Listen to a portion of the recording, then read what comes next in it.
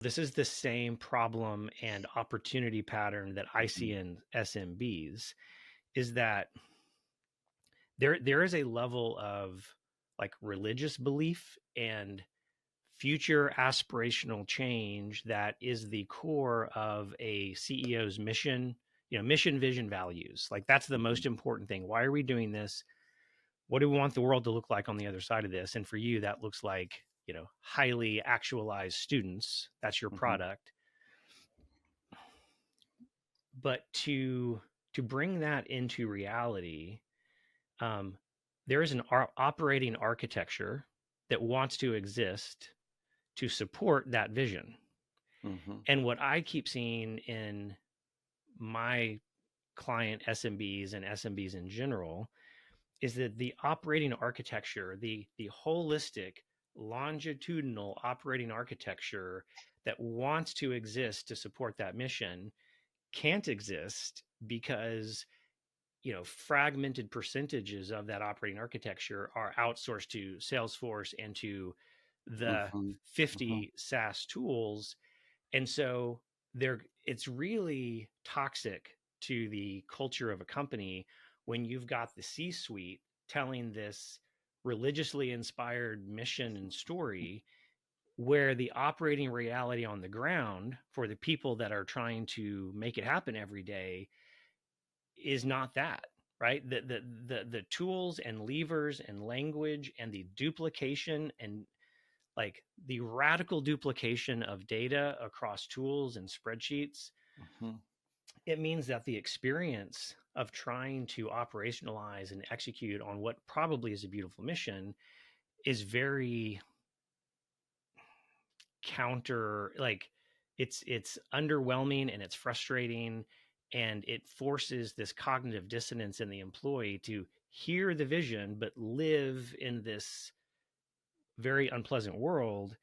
And I think what you did, what you've been able to accomplish, and what Scratch Advisors is doing with SMBs is um, going back to the beginning of the mission, the vision, the values, and really thinking through what are the horizontal, longitudinal journeys that cut across Mhm. teams, tools, time.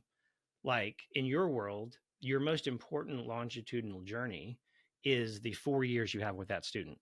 Mhm.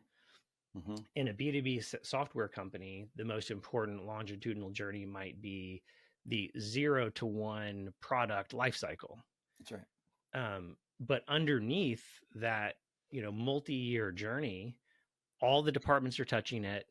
And if you take the time to actually unpack it, there is an existentially, like there's an existential operating architecture that if you brush away at the dirt long enough, you'll see like, oh, this is the optimal way for this journey to play out in the way Mhm. we want to do business. And by building in no code, by taking control of your databases, you actually get to infuse and like integrate together the the beauty of the mission, the language that describes it, and the operating reality of the, in your case, teachers doing Yeah. their jobs, or product managers in an SMB. Does that resonate Yeah. with you? No, it does. And I think the at the fundamental core of that is that our tools do have values.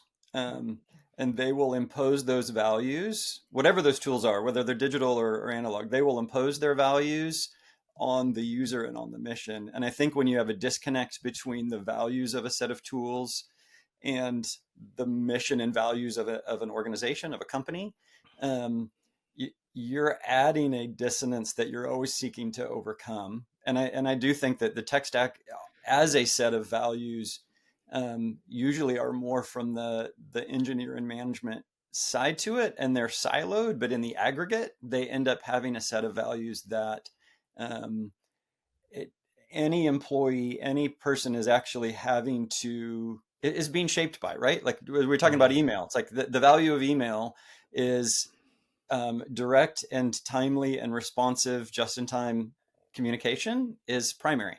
Yeah. It's ordered by time. It's like whoever comes in at the top, you got to work through those. And if you have unread emails, the Yes. value is it's better if they're read and your inbox is cleared or however you want to manage it. But that set of values shapes an employee. What am I supposed to do on a given day? And if what you're wanting that person to do is not that, your email, the use of email itself or Slack is going to continue to actually challenge the values and priorities that you have as a company.